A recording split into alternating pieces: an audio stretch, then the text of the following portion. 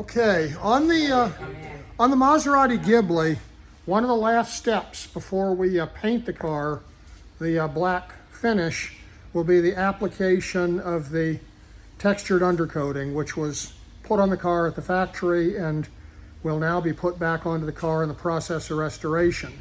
The application of the undercoat underneath the car is relatively straightforward, and it's not something that anyone will really see, but people will see the areas where the undercoat is carried under the hood on some of the structural panels, because that's what Maserati did. So Rick is going to show some of our thinking in regard to how that will be done on this car, because it's going to be such a beautiful piece. Everything deserves care and thought.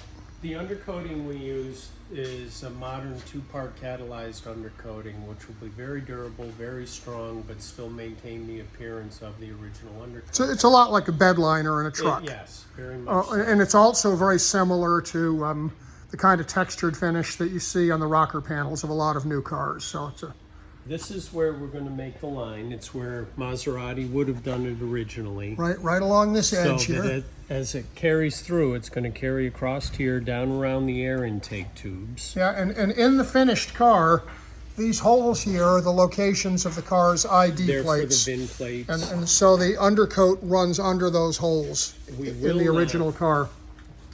We're going to prime this black, but then we're going to mask this because that's the VIN tag.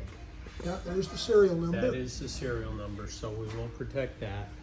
But the undercoating then will carry all around here into the firewall, and it will carry into all the wheel wells, all of the pipes, all of the structure frame, the underbody, inside the wheel wells, and we're going to mask a line in here where we're going to keep the paint in here, but this flat section in here will also be carried through with the undercoating. And in doing this, we're replicating what the factory did, but a small but significant point here is the original undercoat was a tar product. It was like road patching tar.